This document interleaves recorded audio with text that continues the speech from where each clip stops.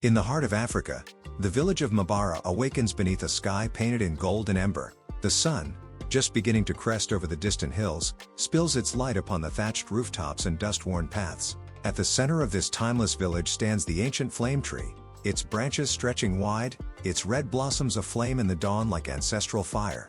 The tree is not just a plant, it is the soul of Mabara, the keeper of memory and silence.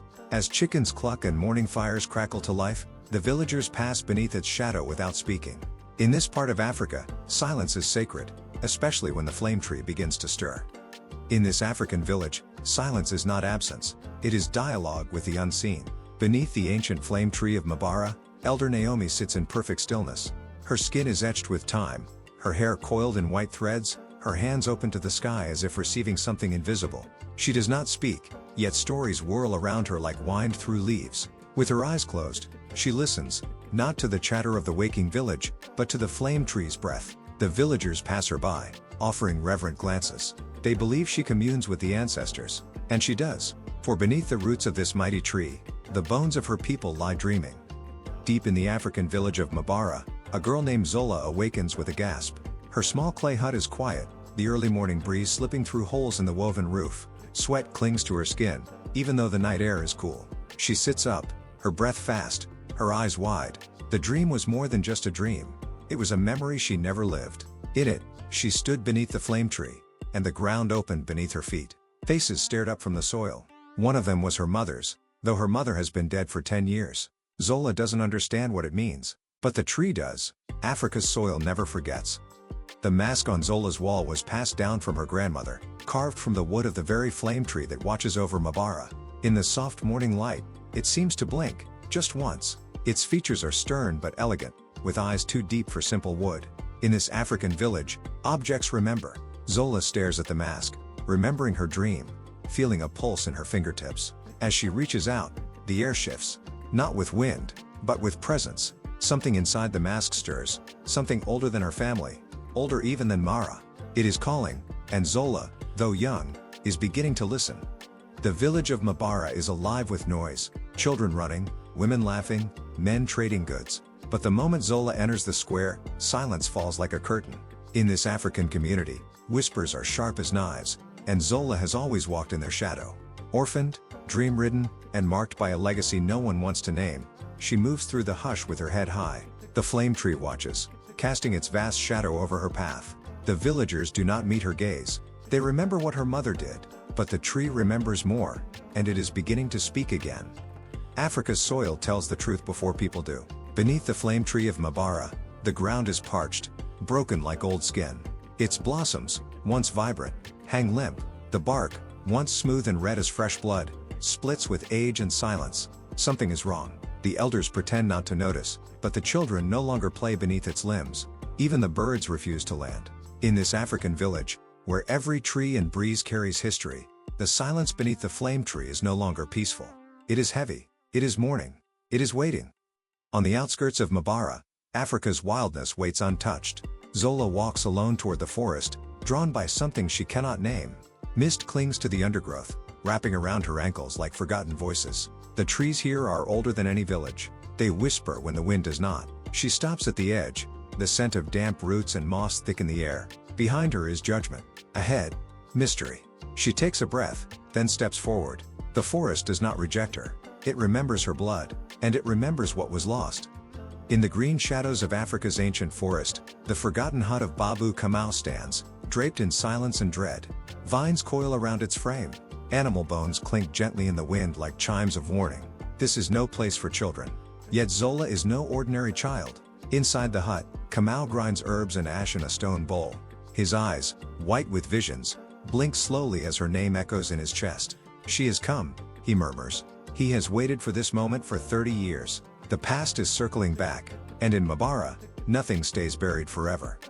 Inside Kamau's hut in the African forest, time bends like branches in a storm. Zola sits cross-legged on a mat of woven grass, the ancient mask in her lap. Smoke rises from a bowl of burning bark and roots. It dances between them like spirit song. Kamau chants in a language older than the village, older than language itself. The mask begins to tremble. Zola's breath shortens. In the smoke, images flicker. A woman running through rain. A betrayal in moonlight. a scream beneath the tree. This is not magic. This is memory reawakened. The flame tree has chosen its speaker. Beneath the full African moon, the clearing is washed in silver and shadow. The flame tree rises tall, its blossoms now ghostly white. There, in the center, stands a woman. Tall, cloaked in red, her face veiled in ash. She is not alive, but she is not gone. Zola sees her through half-lidded eyes, her spirit drawn into the dream realm.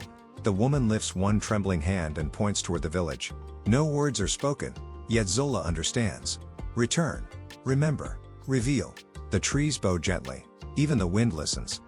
As the last ribbons of sun sink behind the hills of Mabara, the dust turns gold beneath Zola's feet. She walks slowly, deliberately, toward the village, the mask cradled in her arms like a newborn truth. Her posture has changed, less child, more witness. Her eyes shimmer with something unspoken, like someone who has seen beyond the veil and returned whole. The villagers watch from their doorways, whispering. They sense it too, that something ancient now moves within her. In this part of Africa, a returning girl with glowing eyes is not simply a girl. She is a reckoning. Night in the African village of Mabara holds a strange silence, broken only by the soft rustling of the flame tree. But tonight, the leaves are not stirred by wind. They curl inward, like fingers around a secret. The branches twitch subtly, and if one listens closely, the tree seems to hum, low, like breath through bone. Its blossoms tremble in the moonlight, no longer drooping but stirring to life. The villagers lock their doors. Dogs refuse to bark. Under this tree, time thickens. Beneath this bark, truth stretches and prepares to rise. In the center of Mabara, lit only by torchlight, Zola stands tall before the council of elders. Her feet press into the cracked red earth, the flame tree towering behind her like a guardian. She wears no robe, no necklace, no talisman, only her truth. Her voice is steady, even as her past is torn open for all to hear. You fear what you chose to bury, she says, but the tree has not forgotten. Neither have I. The elders shift in discomfort. One wipes sweat from his brow. A girl who speaks for the ancestors is no girl at all. She is memory returned. Over the African plains, the sky darkens with unnatural speed. Clouds swirl low above Mabara, thick as charcoal. Yet there is no wind, no thunder, only pressure, as if the very air is holding its breath. Birds vanish. The marketplace freezes mid-motion. Mothers pull their children close. The flame tree groans softly, its roots lifting slightly from the soil. This is not a storm. This is remembrance. A village that spent generations hiding truth must now stand beneath it, and it is heavy. Beneath the flame tree, surrounded by a circle drawn in white chalk, Zola kneels. In her lap lies a bowl filled with ash, crushed herbs, and riverstones. With a blade carved from bone, she slices her palm, slow and deliberate. Her blood drips onto the mixture, hissing faintly as it lands. Around her, the villagers gather in absolute silence. The smoke that rises carries not just scent but song. Low, humming, layered with voices long gone. This is not a sacrifice. This is history reclaiming its voice. And in this African village, the earth listens when truth is fed. As the final drop of Zola's blood hits the bowl, the flame tree moans, not like timber bending, but like a soul waking. From its trunk, a soft light grows, then parts. A figure steps forth. A woman, translucent and glowing, her hair drifting upward as though underwater.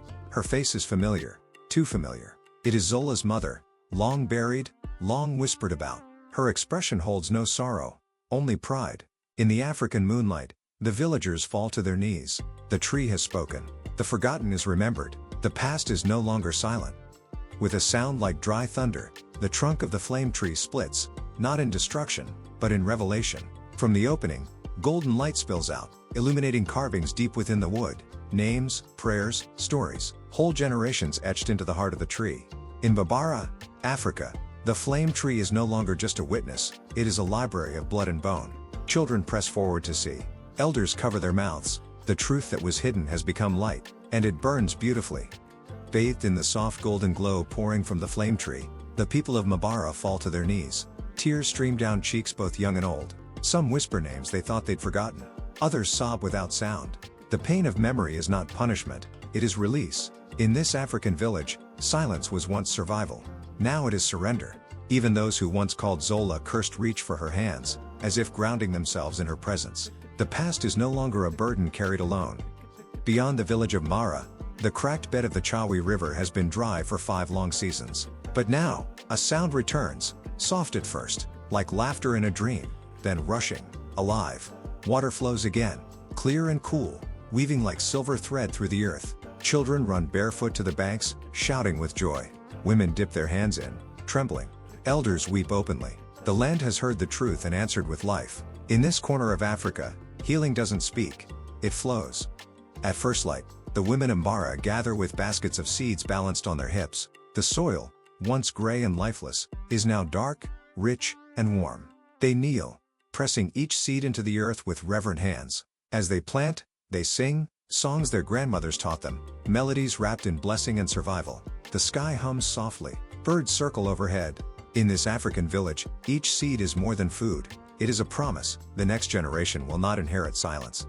The hut is cracked, the roof sagging, the floor caked in years of abandonment. But Zola steps inside her mother's house not with sadness, but with devotion.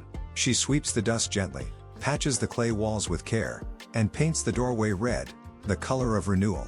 On a small shelf, she places a candle and lights it. The flame flickers softly, casting shadows that look like memories. In this sacred corner of Africa, a home is not just rebuilt, it is rebirthed. Under the wide canopy of the reborn flame tree, children sit cross-legged in the dust, their eyes wide, their lips parted in wonder. Zola stands before them with a worn leather-bound book in hand, reading slowly. Her voice carries not just words, but spirit. The tree rustles above them, as if listening. In Mbara, Africa, the act of reading is not just education, it is resurrection. These children will grow up not fearing the past, but learning from it, and they will carry the voices forward. Each girl clutches a piece of slate and a stick of chalk, their brows furrowed in focus. One by one, they trace the letters of their names, slow, shaky, but proud. Zola kneels beside them, correcting gently, praising often. Behind them, the flame tree stands tall, its leaves shimmering with light. This is not just literacy. In this African village, this is identity. A girl who can write her name cannot be erased. She can only grow.